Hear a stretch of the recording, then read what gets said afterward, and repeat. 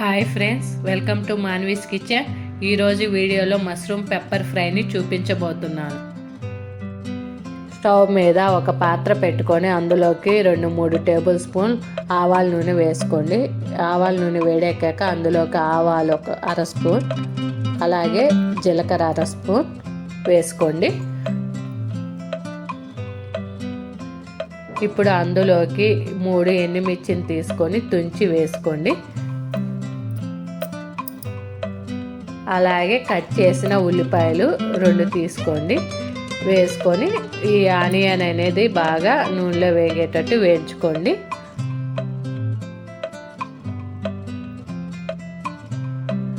ఇక్కడ నేను అల్లం వెల్లుల్లి పేస్ట్ 1 స్పూన్ వేసాను, అది మిస్ అయింది. మీరు 1 స్పూన్ అల్లం వెల్లుల్లి పేస్ట్ వేసుకొని వేయించుకోండి. ఆ తర్వాత కొద్దిగా పసుపు, 1 స్పూన్ కారం, అలాగే 1 స్పూను ధనియాల పొడి వేసుకొని కలుపుకోండి.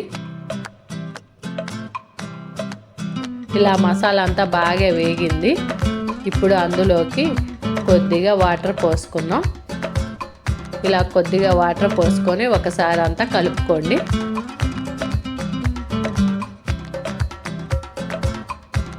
ఇలా కలుపుకున్న తర్వాత మూత పెట్టి 2-3 నిమిషాలు ఉడికించుకుందాం.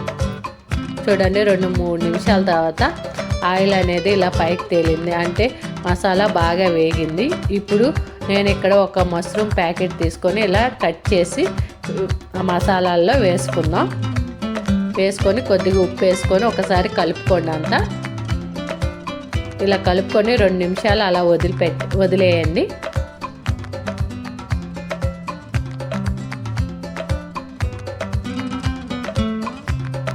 రెండు నిమిషాల తర్వాత కొద్దిగా కొత్తిమీర వేసుకొని ఒకసారి కలుపుకోండి.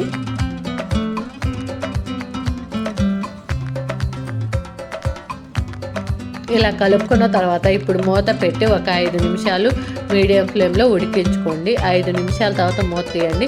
ఆ మష్రూమ్లో ఉన్న వాటర్ అంతా బయటకు వచ్చి ఇలా ఉడికిందనమాట.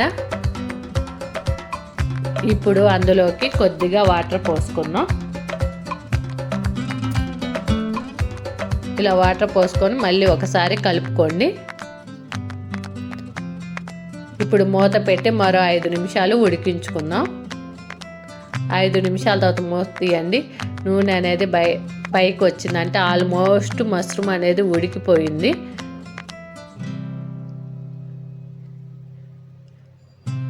ఇప్పుడు అందులోకి కొద్దిగా గరం మసాలా, 1 స్పూను పెప్పర్ పొడి,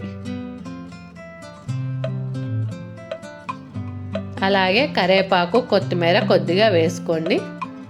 కరివేపాకు ఈ స్టేజ్లో వేస్తే ఆ స్మెల్ చాలా బాగుంటుంది. ఇలా వేసుకొని ఒకసారి అంతా కలుపుకోండి.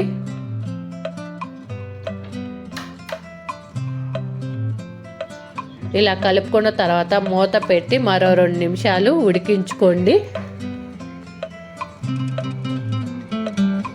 చూడండి, 2 నిమిషాల తర్వాత మష్రూమ్ పెప్పర్ ఫ్రై అనేది రెడీ అయిపోయింది. చూడండి, ఇది వేడి వేడి అన్నం, చపాతి దేంట్లోకైనా ఇట్లాగే అదిరిపోతుంది. ఇంకెందుకు, మీరు చేసుకొని మీకు ఎలా వచ్చిందో ఒక లైక్